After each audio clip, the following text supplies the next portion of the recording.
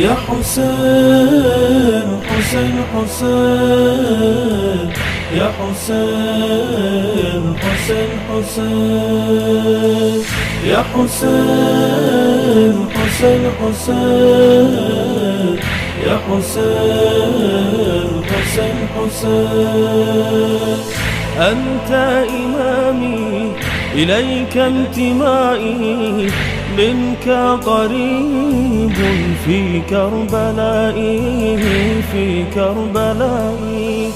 أعوذ بالله من الشيطان الرجيم. بسم الله الرحمن الرحيم.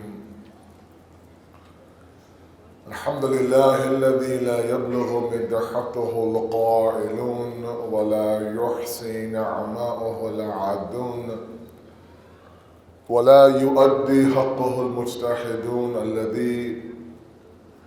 الذي لا يدركه بعد الحمم ولا يناله غوص الفطن. ثم الصلاة والسلام على أشرف الأنبياء والمرسلين حبيب قلوبنا وطبيب نفوسنا وشفيع ذنوبنا سيدنا ومولانا أبي القاسم محمد.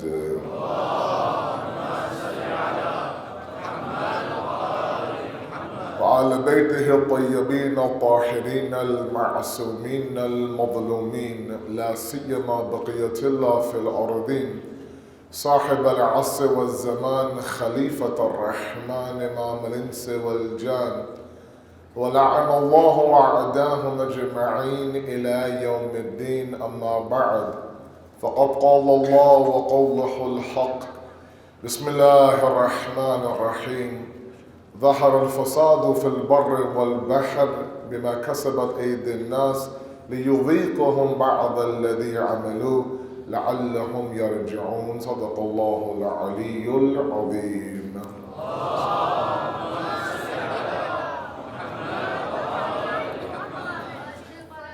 The Islamic perspective on minimalism has been our ongoing topic. Tonight is lecture number 7.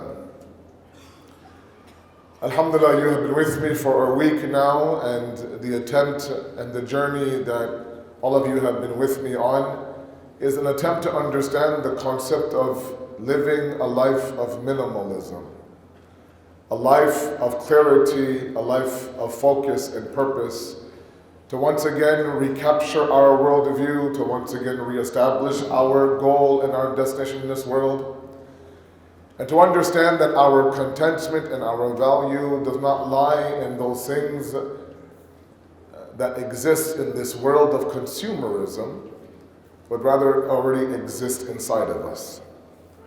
For the past 2 nights now, we've spoken about topics like individualism and the concept that when we consume in this world of overconsumption, we can never assume that because I have access to these resources by myself, I can consume that resource as I wish. No, we belong to a greater body, a greater ummah, a greater good, and we are responsible to ensure that we include others inside of this movement. Last night, as part 1 of this little 2-part series that we have, part 2 being today, we talked about desires. We talked about the idea that part of the reason why the life that I am presenting to all of you is sometimes so difficult is because we have this internal animalistic desire that always wants to be fed. And in this era of consumerism, in this era of consumption, in the era of possession, this is what feeds our desires inside of us. And my attempt last night was for us to understand that there is a lot of barakat when we begin to control the desire inside of us, to begin to deny and prevent that desire inside of us, that power of the animalistic dimension to continue to kind of lead the way. And we mentioned the idea that when we begin to now look at what Allah wishes over what we desire, we begin to actually attain those things that we are looking for. And that brings me to tonight. And tonight we look at a discussion on achievement versus attachment. And there are misconceptions that I want to clear up tonight. one that I think exists across the board. But ideally, what I want to accomplish by the end of tonight's lecture is for all of us to understand that Islam has no problem with achievement. Islam draws a red line at attachment.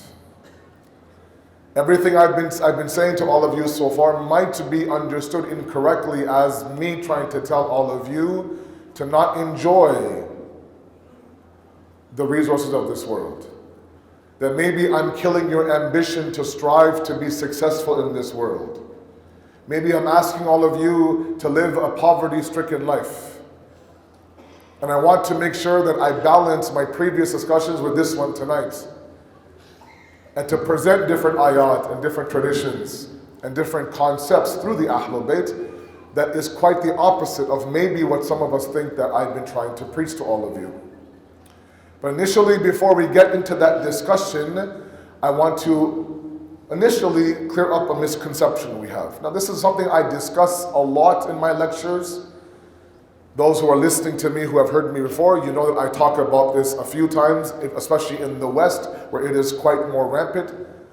But initially, it's important for us to understand that there is a misconception sometimes from the minbar to our youth out there. And that misconception is this, that sometimes the way that the dunya is presented to our youth, it's presented to our youth as something that we should run away from. So traditions from, for example, the life of our first Imam are presented to all of you. Things like Imam Ali divorcing the dunya 3 times. Things like, for example, when Imam Ali ties his shoes with a piece of rope, he says, that rope that's used to hold my shoes together, that rope is worthy, more worthy to me than this dunya is. Sometimes he sees, the snot of an animal, and he says that snot of an animal, as disgusting as it is worth more to me than this world is, this dunya is. And these things are presented to our youth sometimes, and all they hear is, I should make a choice between poverty and between this world. So what ends up happening is, and this is just based on my discussion with a lot of our kids today, sometimes they think that the road to piety is through poverty. Meaning poverty equals piety. The more poor you are, the more run down your house is, the older your car is, the more ripped up your clothing is, that's how much closer you are to Allah subhanahu wa ta'ala.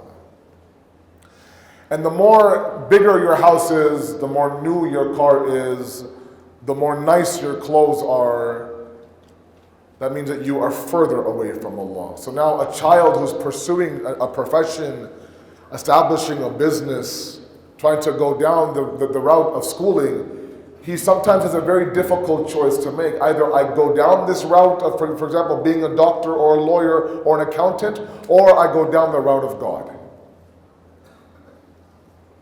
And that's a misconception. The reality is that Islam promotes achievement.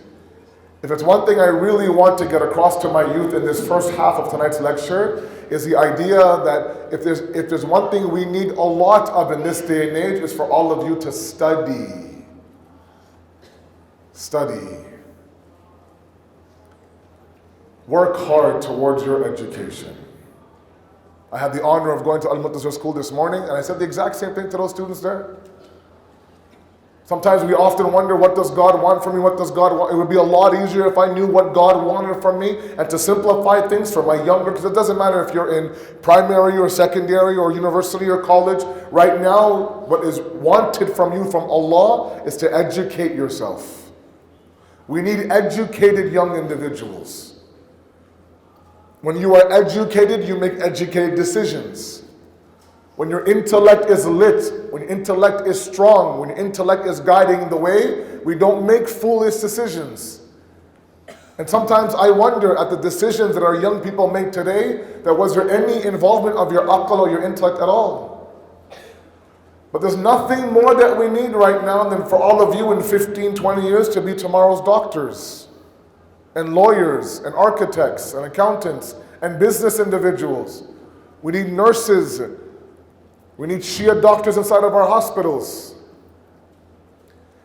And we need you to work hard in going up the ladder of education. You have so many amazing resources, part of your educational team here in this community. It's a shame if you don't tap into those resources. Sometimes I think that, especially when it comes to boys, we think, you know what, let me get through the bare minimum of school and then begin to run some business, right? Begin to establish my business. Do some side hustles, as you guys call it. And make some money. It's not your time to make money. That money will come. Loads of money will come if you go down the path of education properly. I know millionaires in the West, that have everything at their disposal, and the one regret they have is that they didn't get that one degree from university. If I could go back and do it again, I would at least get this level of education or that level of education. And you know the traditions and the obsession the Prophet of Allah had, for example, with education. You know these stories better than I do. He'd walk into a mosque, one group is worshiping, one group is studying. And he would gravitate towards those who are studying and sit with them. Or after, let's say, a certain wars, when the Muslims were victorious and they would have POWs, prisoners of war, he would release those prisoners of war back to their respective groups, provided that those prisoners of war who were literate would what? Would teach 10 Muslims how to read and write.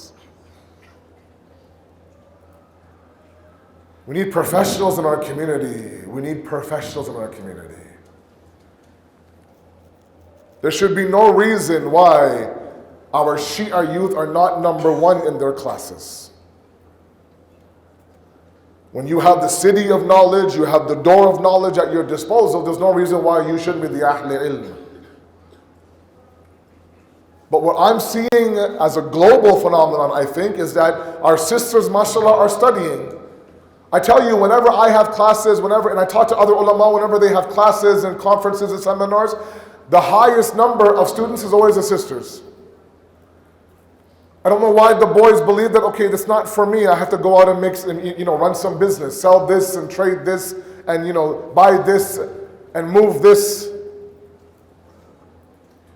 Because the hadith says, al-ilmul misbahul aql. Knowledge is the lantern of the intellect. And right now, one of the tools that we need to fight off this possessive nature of society is the intellect. There used to be a time in university back in the West where I come from, they used to teach the kids logic in university. Now they don't.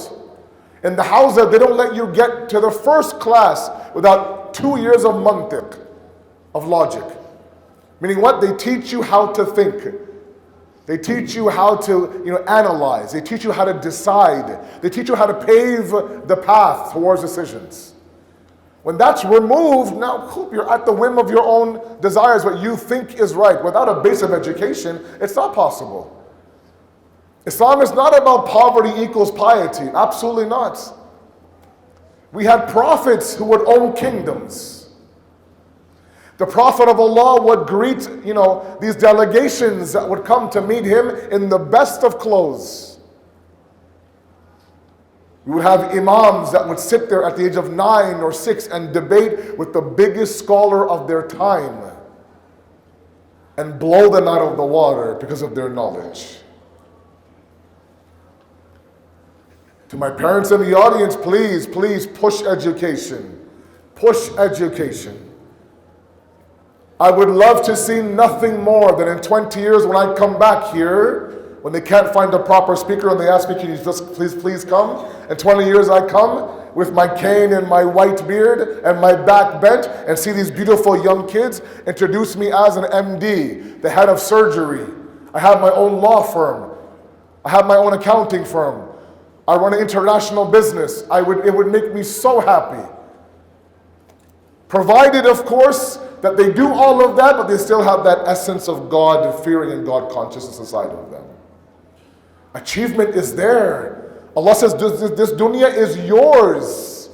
I made everything for you, he says, Hadith al-Qudsi. I made you for me. So let's remove this misconception. Yes, those hadiths that you hear from the member about Imam Ali and his relationship with the dunya is absolutely sahih and mu'tabar and correct. But sometimes it's imbalanced. Now let me also make one point here while I'm here.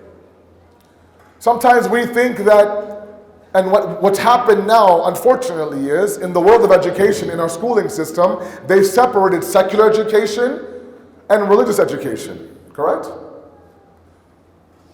When in reality, back in our 5th and 6th Imam days, it was never like that. If that same Imam Sadiq taught, for example, fiqh and usul and tarikh and tafsir, that same Imam Sadiq taught biology and chemistry and physics and astronomy and algebra. The fathers of these sciences were all students of our 6th Imam. It wasn't just about those things that were quote unquote Islamic. Now what they've done, they've separated education into church and state.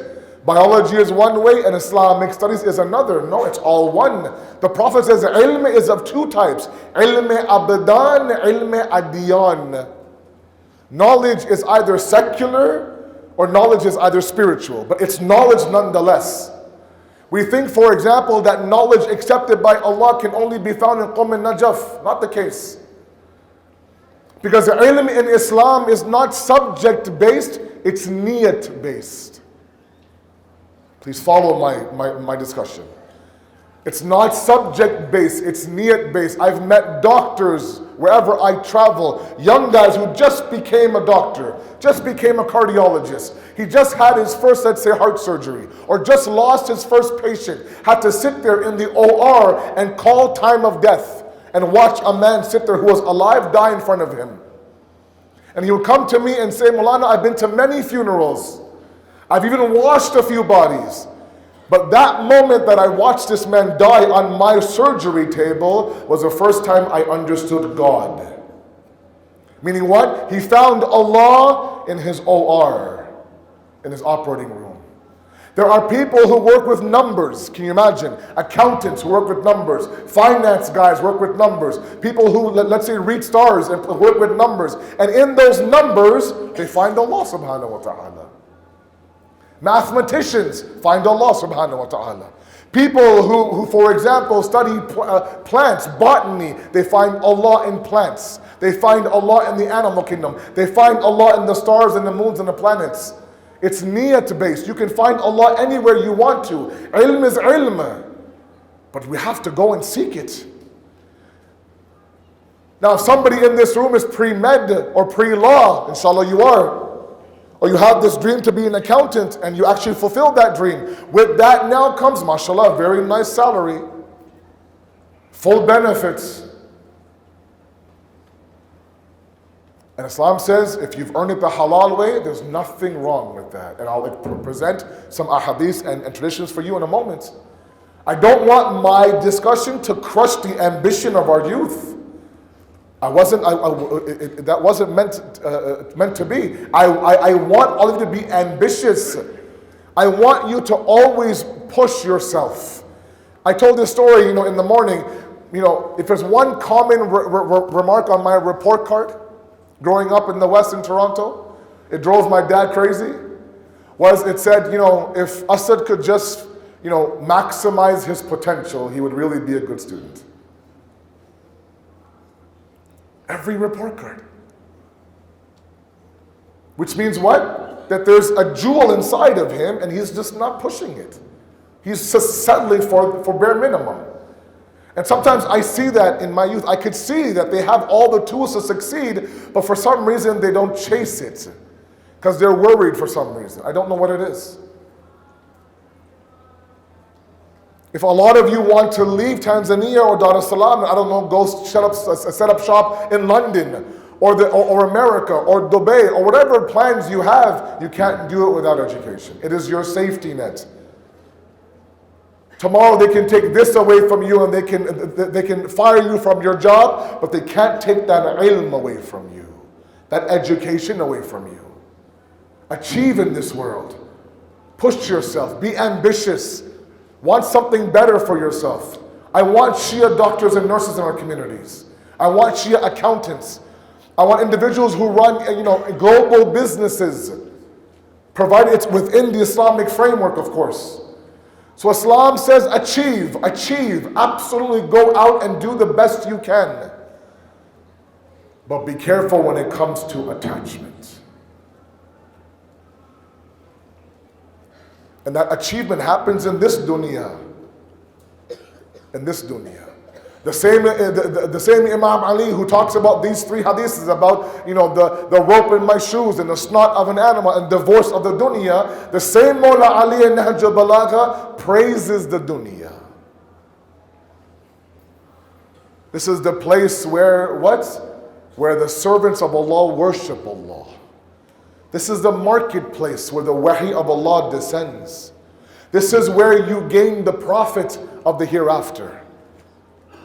It has ahmiyat, it has importance, but as I described to you a few nights ago in my worldview discussion, it has the importance of of an avenue, not the destination. The example I often give is that, you want to cross from one area to another, and there's a bridge. Let's say you're driving across that bridge, or you're walking across that bridge, but you have to get to that side of the bridge. And every day you go on your way to work, you cross the bridge, you cross the bridge, you cross the bridge. One day now, big sign says bridge is out. Big X. You cannot cross the bridge. Now you're stuck. What do I do now? How do I get to that side? The bridge has its value, but the bridge is meant to get you to your destination. So Islam's perspective on the dunya sometimes is not understood by all of us. It's not meant to crush our dreams. It is, however, meant for us to understand that even through this dunya, do not lose your world view. Sallu ala Muhammad wa ala Muhammad.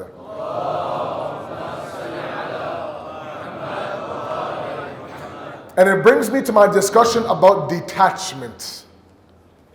What is called zuhud in Islam.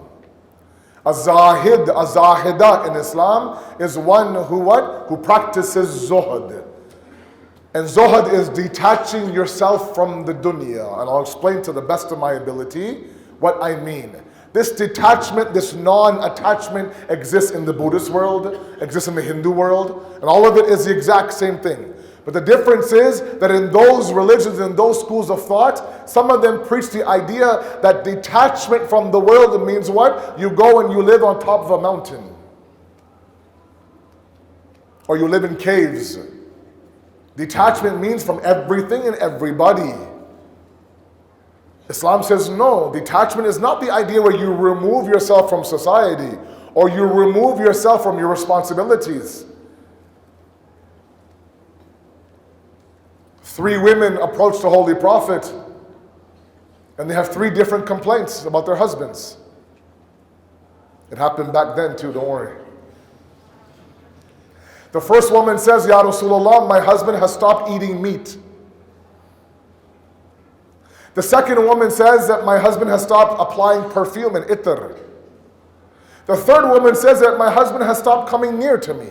All in the hopes to what? To get close to Allah. The Prophet listens to this, and then the books say that he walked so fast to the masjid, his abba was dragging on the ground.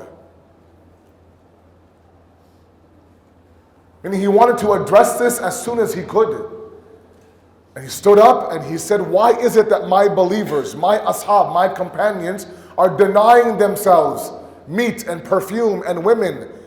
And back then, these things were the luxuries of the world, right? I don't want people to come and tell me afterwards, oh, meat is not good for you, Malana, antibiotics. And that's not what I'm talking about here. Meat back then was a luxury of the world, as it is in certain parts of the world today. It represented the luxuries of this world. What they're complaining about is that our husbands, in their attempt to get close to Allah, have left these luxuries, quote unquote. Like meat, like smelling good, like coming near to me. They thought all this was the dunya.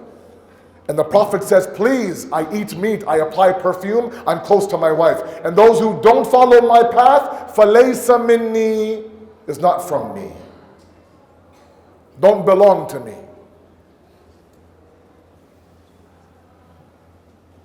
Now, how do we define zuhud?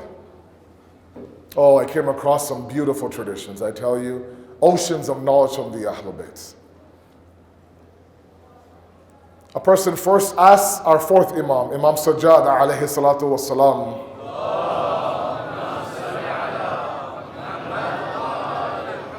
he says, can you describe or define what zuhud is? And he says that the best definition we have for zuhud, fi ayatillah.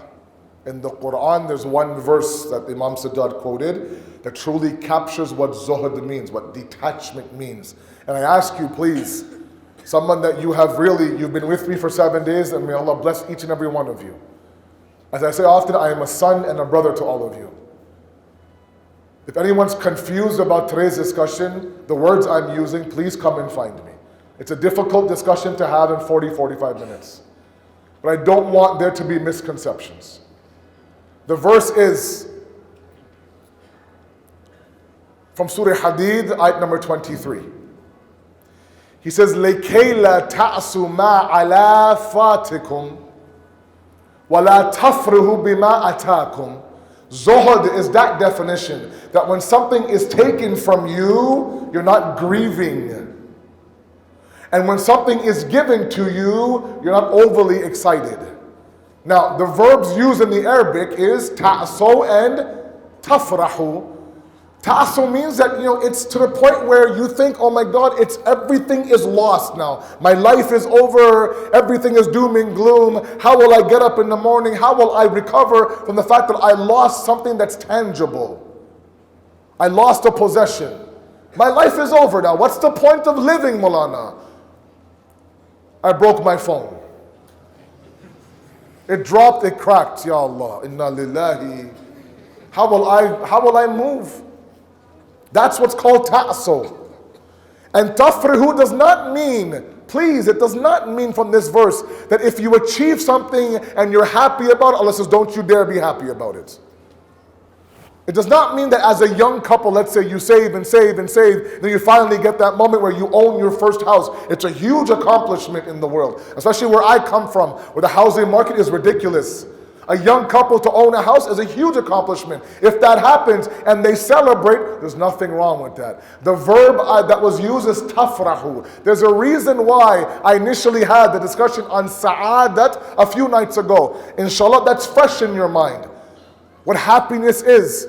To be Sayyid is different from this idea of tafrahu. Tafrahu is the idea that when you gain something, all of a sudden you think you're the man. You walk around like, yeah, I have this now, I have that now. And the way the Quran describes tafrahu is when they use Qarun as an example. Qarun was that man who was very, very wealthy through illegitimate means in the time of Nabi Musa. Would walk around like he owned the place, as you would say. He would have guys that would just carry the keys to his kingdom.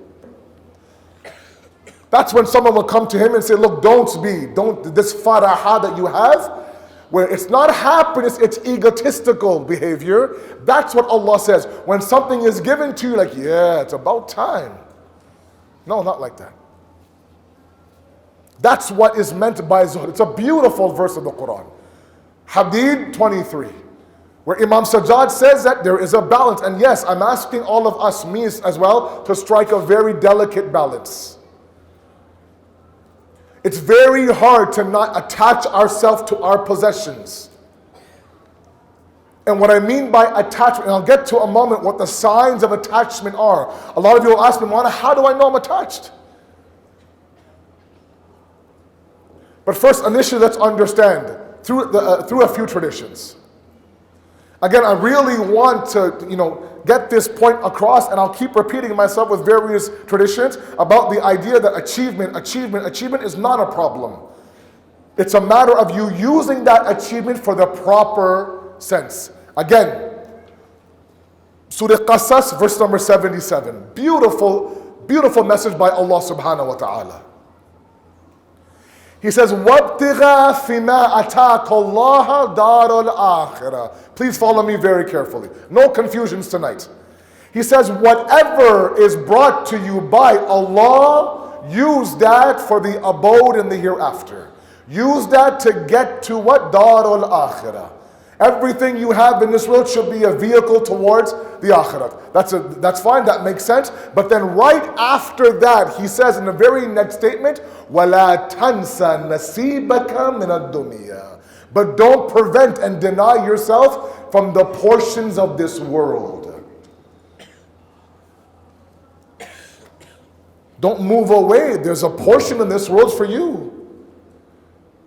And if you're somebody who works day in and day out, and with the halal risk you have now attained this success, there's nothing wrong with you enjoying that success. But keep in mind, all of it should be with the hope that what you reach that dar al-akhirah. I'll give you one story from Nahj al-Balagha. In the time of Imam Ali alayhi salatu wassalam, Allahumma salli ala.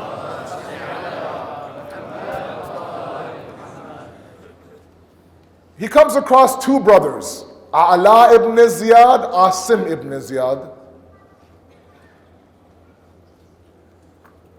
Very beautiful story, I tell you. Immense lessons. A'la ibn Ziyad calls Amir al-Mu'mineen over to his house, and A'la has a huge mansion.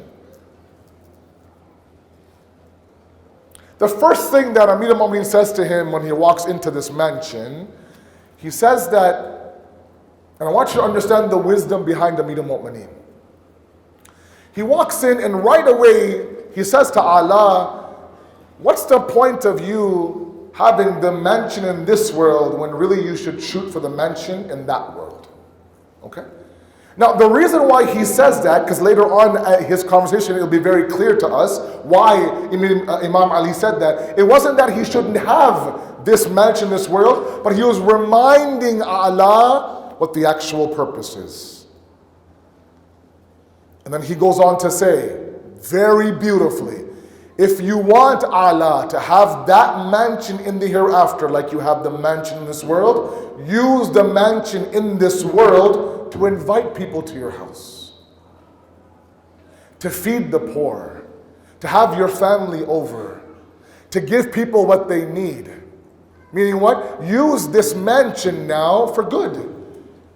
You're enjoying the benefits of living in a mansion. You're giving back to your family, giving back to society, helping those who are in need, feeding those who are your guests. All of those is what? All of those are vehicles towards the hereafter. Meaning he's not saying, look, sell the house, downsize, go back to a small house. No, this is a great house, good for you. But use this house to get your mansion in that world.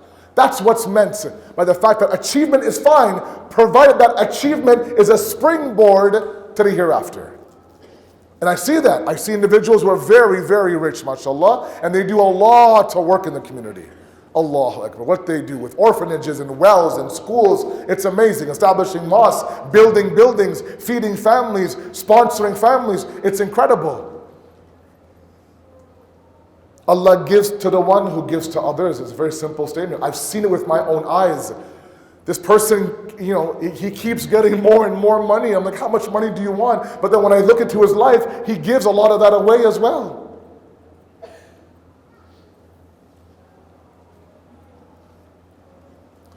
Now Allah says, okay, the story goes on now. There's a second brother, right? Allah says, Amir al-Mu'mineen, I have a complaint against my own brother Asim. He says, what's your complaint? His Asim now has decided now to clothe himself with a very, ripped up like sheet, like a chadar, and he walks around town detaching himself from the world. Saying, I have what? I have bid farewell to the world. And Imam Ali now says, can you bring him to me? Asim now is standing in front of him in exactly the way Allah had described. Wearing patched up clothing, wearing what seemed like a sack around him, believing that I'm going towards Allah. The first thing that Amir al-Mu'mineen says to him is, why have you allowed shaitan to mislead you? Asim had the exact same fortune as Allah did. Do you really think, and this is such a key question I tell you, such a key question, do you really think that Allah doesn't want you to enjoy your achievement? I mean, sometimes, we think, a personal story, sometimes we think, I don't know why we think this, but sometimes we think that God has it out for me. God doesn't want me to be happy. God doesn't want me to be contentment. God is only after punishing me. God doesn't want this. I don't know what God has to do more for him now to present himself to us as a merciful, loving, compassionate creator. What more must he do? This misconception we have, I don't know where it comes from. Yes, sometimes, as a side note, I ask all of you, my parents who have small kids, my teachers who teach at madrasa or at schools, small kids, please, I always make this point, I'll make it here. Please be very, very careful how you present God to small children. There's a reason why Imam Ali asked him this question. Sometimes what we do growing up inside of our homes, we say, look, if you don't clean your room, God will do this to you. Right? If you don't pray namaz, God will do this to you. If you don't finish your vegetables, God. If you don't do this, God. And God becomes this, this horrible being inside of the home. He becomes the bad cop. He becomes the boogeyman, God forbid. Well, you know what? Look, if I want to get something done, I use God. You want him to punish you? No, eat your vegetables. Okay. Thank you, God. You want him to punish you? No, clean your room. And now, as a 4-year-old, 8-year-old, 9, all he's ever heard is God and punish, God and adab, God and wrath. And now that 15, 16-year-old now, you're asking him, oh, by the way, go and worship that God. Why should I worship that God? He has it out for me. Instead, let's flip the script. That if they're having a delicious meal, like they're really, really enjoying their mishkaki, for example, and yes, I picked up a little bit of the, mashallah, Dar es Salaam menu at least, then you stop and you think, you know who gave you that mishkaki? Allah subhanahu wa ta'ala. The sweetness of the ice cream, Allah subhanahu wa ta'ala. The breeze on a very, very hot day, Allah subhanahu wa ta'ala. So any comforts and ease are related to Allah subhanahu wa ta'ala. You might think these are small things, Sayyid, but they translate into bigger things later on. If I had more time, I'd talk about it. Even to the point where sometimes Imam Zamana, the way that it's introduced to these small kids, this man will come with this huge swords of fiqar and start another chopping off heads. Sorry to say. Blood everywhere. Blood everywhere. The very second day the Imam comes, he'll start, a huge bloodbath. And then we ask these small kids, pray for his arrival. I don't like blood, Malana, I'm sorry. Let's be very careful. Google Imam Zamana, click on images. There's one on his sword like this, about to strike someone with a double-edged sword. Yes, I agree, there will be a battle, but there's going to be lots done before the battle. Let's focus on the positive, that people will run towards the Imam because they're looking for light in that darkness. Anyways, let's go back to our story. Awesome. Now Imam Ali says to him, that do you think God wants you to what? To live a miserable life? Does God not want you to use all that He's given you towards your family and your kids and your wife? And then Asim, in his boldness now, says, Mullah, with all due respect, you also wear coarse garments. You also eat what, broken and rough bread. A very bold question to ask Amir al-Mu'mineen. Look at the response of our Mawla. I tell you, in this day and age of corrupt leaders across the Muslim world, in the Saudi regime, in the Emiratis, everywhere, if they just applied, that hukumat, that letter of Malik Ashtar by Amir al-Mu'mineen, we'd be in a different state today. He says that I am different than you. He says, it has been made wajib on me as a just leader, that I need to bring myself at par with the lowest income level of society. Such that when somebody thinks about their own poverty, it's bearable when they see my poverty. Who is this? The Khalifa of the time. The leader of the Islamic Ummah. Thinking about those individuals who may not be as blessed as you and I are. And then we have the Saudi family and the Emirati kingdoms. And where are we? Sallu ala Muhammad wa ali Muhammad.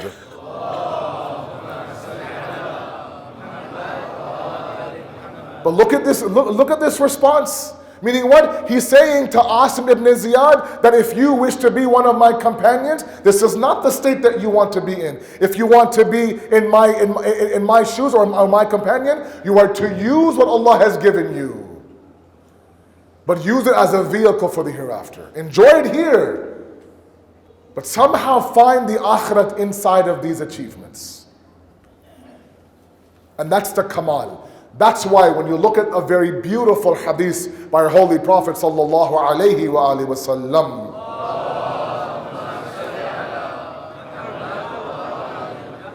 he said, Zuhud is not for you to not gain wealth in this world. That's not what zuhud is. Zuhud is that reality. It's a beautiful statement where you do not give more value with what you have in your hand as opposed to what you have in your heart. What you have in your hand are those possessions, are tangible things. Things that you have acquired with your wealth. In your hands meaning what? Your possessions in this world. Your heart meaning what? Your iman, your faith, your fear of God, your taqwa. What is inside your hand is nowhere near what's inside your heart. Attachment to the dunya is when we flip the script and we place the value of those things in our heart to those things on our hand. And so I've seen, so have you, brothers and siblings. So long as Baba was alive, everything was great. Very close in family, very loving family. Baba leaves this world, leaves behind inheritance, and they're fighting for a few thousands inside the courts. And because of that now, they don't talk to that sister, that brother doesn't talk to that brother. All of a sudden now, that love, that silt al-rahim inside their heart got converted to the hand of the money inside their hand. That's what attachment is. That's why you hear these traditions. Ra'asu kullu khatiya hubbul dunya. Our sixth Imam says the ra'as, the head of every khata, every ijtibah, every guna is hubbul dunya. That dunya that pulls us away from Allah. Because the Holy Prophet says al-dunya, dunyanan. There are two dunyas. Dunya balighun wa dunya mal'una. There's a dunya that you can attain success from. There's a dunya that's cursed, of course, in the eyes of Allah. That dunya, that possessive dunya, that dunya of consumerism and materialism that pulls us away from our world of view, pulls us away from our GPS destination, that's mal'oon in our eyes, no doubt about it. That is what the Ahlul Bayt says to it, be very, very careful of. But there's an entire portion of the dunya that we can attain success in. A man approaches our fifth Imam and says, Ya Ibn Rasulullah, please pray for my death. I can't live in this world anymore. I'm done. I just want to go to the next abode. And our fifth Imam says, never pray for a quick death in this world. Pray to Allah for one more day for you to gain the mercy of Allah in this world. That mercy occurs where? In this dunya. This dunya, this world of amal, not in that world of hisab. When you look at the way, one last hadith and then Masayib. When you look at the way that our sixth Imam now, in a very beautiful statement, describes what zuhud is. He says, zuhud is not that you shouldn't possess something. It's that something shouldn't possess you. I talked about the dunya, right, a few nights ago. The boat example, so long as the boat is on water, Imam Ali, it'll sail. When the water gets in the boat, it will sink. We are in the dunya, we're fine. The dunya enters us and we sink.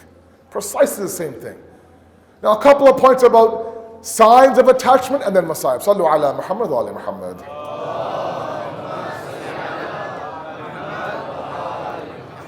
Okay, so say I understood achievement, attachment. I get it, I understand. Okay, I can go, I can actually achieve for the world, but I have to use it as a vehicle for the akhirat. I have to make sure that I don't, attach myself to anything. Great. How do I know that I'm attached? Great question. Because this is, attachment to the world is considered a disease of the soul in the world of Islamic morality. And spiritual diseases are not like physical diseases where you have symptoms that are easily recognizable. A cough, a headache. Sometimes it takes a lot of introspection and muhasabah. It's not an overnight pill that we have. You stop and you think and you ask yourself, where am I going? Have I allowed my possessions to pull me away from the center? Have I allowed my possessions to pull me away from my family? Have I allowed my pursuit of this dunya to pull me away from my family, from my wife, from my children? That's when you stop for a moment and you do a little bit of introspection. We need some quiet time sometimes. Some moments where we're driving to work or driving to school, that 5 minutes, 10 minutes, half an hour, we quiet everything down and we truly start to introspect. Tafakkur, tadabbur, contemplate, self-reflection. With that now you'll understand that, look, I'm going down this route, I should be going down this route. So number one, think about it. Number two, is that as if you are married as spouses, you should be able now to be a reflection of each other. If you see one spouse going down towards that hubb dunya mal'una, stop them and bring them back. There's signs inside of us to know. I've allowed my achievement now to replace my worldview. I've allowed my achievement to be my destination. And I ask all of you, please achieve, my youth, achieve in this world, but don't attach. Sallu ala Muhammad wa ali Muhammad.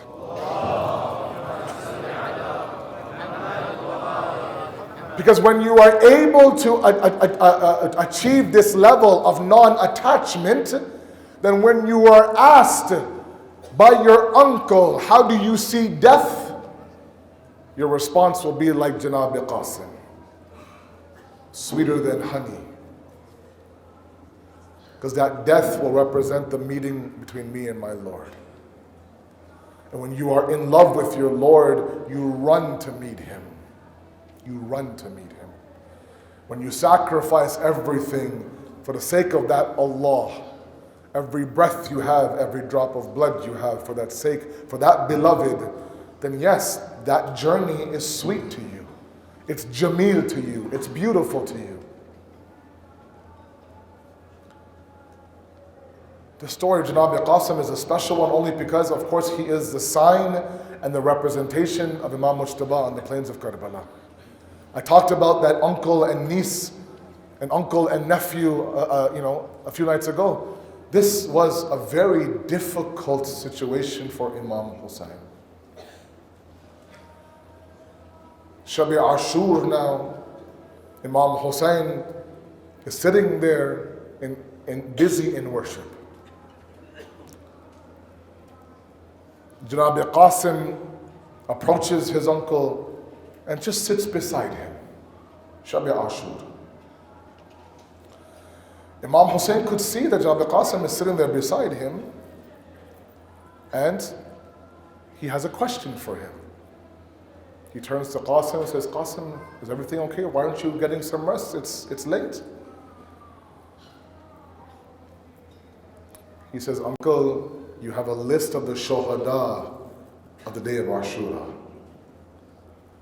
Am I on that list? Imam Hussein didn't say anything. This was his brother's son, his elder brother's son. Very difficult. Again, Janab Qasim says, Chacha, please, you have this list, this fehris of the shuhada. Am I on that list? Again, Imam Hussein doesn't say a word. The third time, Janab Qasim says, am I on that list? Imam Hussein, now tears rolling down his face, says, Qasim, you asked me about you. My 6-month-old Ali Asghar is on that list.